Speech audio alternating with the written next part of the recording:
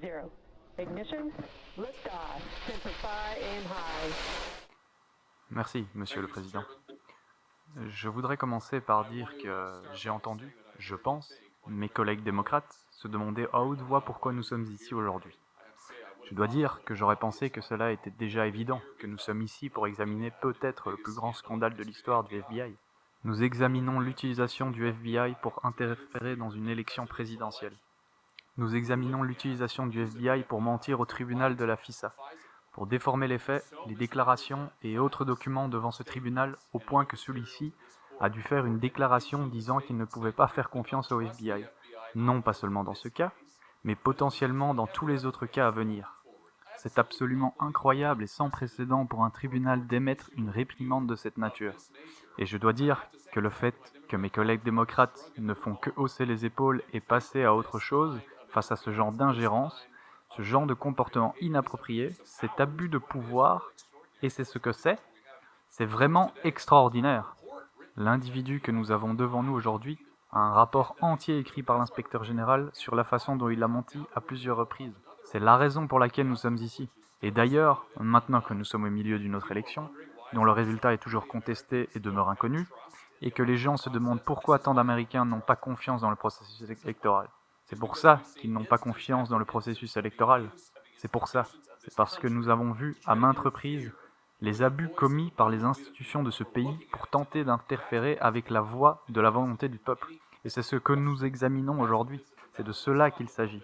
Si quelqu'un a des questions, c'est de cela qu'il s'agit. Maintenant, parlons un peu de ce mensonge à la cour de la FISA, que le FBI a fait à plusieurs reprises et que le DOJ a approuvé. Monsieur McCabe, laissez-moi venir à vous maintenant. Vous savez, j'ai fait une sorte de quête personnelle pour essayer de trouver quelqu'un qui assumera une certaine responsabilité pour les mandats qu'ils ont signés pour ces applications, qu'ils ont personnellement signés. Vous avez signé une demande de renouvellement d'application pour le mandat FISA de Carter Page le 28 juin 2017, n'est-ce pas? C'est exact. En janvier 2017, le FBI avait identifié et interviewé la source secondaire principale de Christopher Steele. Est-ce exact? C'est exact. Et ces entretiens ont jeté de sérieux doutes sur l'exactitude du dossier Steele pour le moins, n'est-ce pas? Je le sais maintenant, oui. La demande de renouvellement de la FISA que vous avez cependant signée ne reconnaissait aucun de ces faits, n'est-ce pas? Le dossier FISA que j'ai signé contenait les erreurs qui sont exposées dans le rapport du IG. Et en décembre 2016, c'est-à-dire des mois avant la demande de renouvellement, l'équipe Crossfire Hurricane savait que la principale source secondaire du dossier Steele était suspectée d'être un agent russe. Est-ce exact? Je ne peux pas... Je ne crois pas que ce soit correct. Je ne crois pas que ce soit le cas. Votre témoignage sous serment est que l'équipe Crossfire Hurricane ne savait pas que la source secondaire principale était potentiellement un agent russe en décembre 2016? Je ne peux pas vous dire ce que les membres de l'équipe pensaient au sujet de la source secondaire principale en décembre 2016. Si vous faites référence à la récente note de bas de page du rapport FISA qui a été déclassifiée par le procureur général, mais non, je ne sais pas s'il savait cela.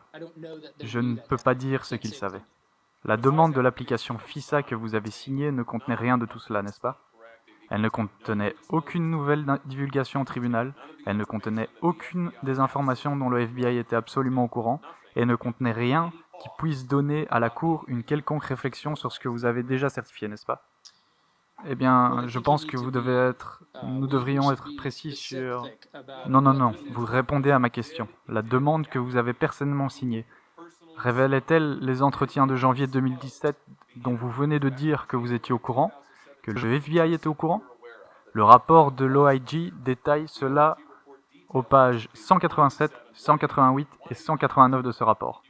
Vous pouvez aller le consulter. Il a eu beaucoup de choses à dire sur vous. Vous pouvez aller consulter le rapport du OIG. Ils disent que le FBI était au courant des problèmes au sujet de la source secondaire principale de Christopher Steele et ne l'a pas divulgué à la Cour, n'est-ce pas? Oui ou non? Le rapport de l'inspecteur général, d'après ce que j'ai compris, monsieur, détaille 17 erreurs qui étaient présentes dans le dossier dont nous parlons. Monsieur McCabe, répondez à ma question. Le rapport que vous avez personnellement signé divulguait-il l'interview du FBI en janvier 2017? Vous avez signé une nouvelle demande en juin 2017. Est-ce qu'elle divulguait les interviews qui jetaient un sérieux doute sur la source secondaire principale, oui ou non? Nous savons tous deux que la réponse est non. Mais pourquoi ne pas le dire? C'est non, n'est-ce pas? Elle n'a pas révélé les doutes sérieux sur la source secondaire principale. Pourquoi? Pourquoi n'avez-vous pas informé la Cour de cette nouvelle information? Est-ce que c'est parce que vous vouliez continuer de saper l'élection de Donald Trump? Laissez-moi vous poser une question. N'avez-vous pas envoyé un SMS le 24 juin 2016 disant « J'espère que le vote du Brexit ne prédit pas un résultat similaire ici en novembre ». Ok, j'aimerais répondre. J'aimerais répondre à votre question, monsieur, mais je vais avoir besoin d'un peu d'espace pour vous donner une réponse complète. Répondez à cette question. Pourquoi avez-vous envoyé ce SMS? Monsieur, comme vous le savez, je n'ai pas pu revoir mes SMS. Je n'ai pas mes SMS devant moi ici. J'ai demandé l'accès à mes documents. Cet accès m'a été refusé, donc je ne suis pas prêt à répondre à vos questions sur la base de mes messages textes. Oh, est-ce que c'est parce que vous ne vous en souvenez pas ou vous les niez? Voici ce qu'il disait, je cite. J'espère que cela, c'est-à-dire le vote du Brexit, ne prédit pas un résultat similaire ici en novembre. Fin de citation, 24 juin 2016. Ne niez-vous pas avoir envoyé ce message? Je ne sais pas, monsieur. Je n'ai vu aucun de ces SMS depuis 4 ans et j'aimerais pouvoir continuer. Je vais vous donner une réponse complète, mais j'ai du mal quand vous parlez en même temps que moi. Cela me coupe la capacité de répondre. Pourquoi ne répondez-vous pas à ma question? Vous ne vous souvenez pas de ce SMS? C'est ce que vous dites du 24 juin 2016. Monsieur, je ne me souviens pas des SMS que j'ai envoyés en 2016 et je n'ai pas revu depuis, donc... Oui, je ne me souviens pas des SMS d'il y a 4 ans, c'est exact. C'est très pratique. J'ai remarqué que tout le monde... Il aurait été vraiment pratique de pouvoir examiner ces documents avant aujourd'hui. Y compris vous, monsieur McCabe. C'est vraiment extraordinaire. Vraiment extraordinaire. Laissez-moi vous interroger sur ce SMS. Peter a envoyé ceci à Lisa Page, le 15 août 2016. Je veux croire cette piste que vous avez lancée pour réflexion dans le bureau d'Andy. Là, c'est vous. Qu'il n'y a aucune chance qu'il soit élu. Là, c'est Trump. Mais j'ai peur que nous puissions pas prendre ce risque. J'aimerais avoir une police d'assurance dans l'éventualité peu probable que vous mouriez avant d'avoir 40 ans. C'est comme une police d'assurance dans le cas peu probable où vous mourriez avant d'avoir 40 ans. Pourquoi parlez-vous de l'issue probable d'une élection avec 2 agents de ligne qui travaillent à ce moment sur une enquête? L'investigation de Carter Page impliquant le président, ne pensez-vous pas que c'est inapproprié? Je pense que votre question, la prémisse de votre question n'est pas exacte. Je ne me souviens pas avoir jamais parlé à Peter Strzok ou Lisa Page, dont un seul est un agent du FBI, de l'élection ou de cette conversation à laquelle il fait référence dans leur SMS, dont je n'ai pas fait partie. Oh ok, donc vous dites que cela ne s'est pas passé. Vous niez que cela s'est passé. Je ne me souviens pas que cela s'est produit. Juste avant que nous quittions la demande de mandat FISA que vous avez signée, la demande de renouvellement. Comment se fait-il que le tribunal ait été si délibérément et désastreusement induit en erreur puisqu'ils ont dû émettre une réprimande publique contre le FBI? En assumez-vous la responsabilité? Je ne suis pas d'accord avec votre affirmation selon laquelle le tribunal a été délibérément induit en erreur, donc oui, c'est exact. Vous pensez que c'était juste un accident? Je pense qu'il y avait de nombreuses erreurs et omissions répréhensibles dans ce dossier, mais je ne... Pensez-vous que la falsification d'un email, pensez-vous que la falsification du email au tribunal de la FISA était un accident? Sénateur, je ne suis pas au courant... Ok, les activités de M. Klein-Smith, je n'étais pas au courant avant de lire le rapport de l'IG.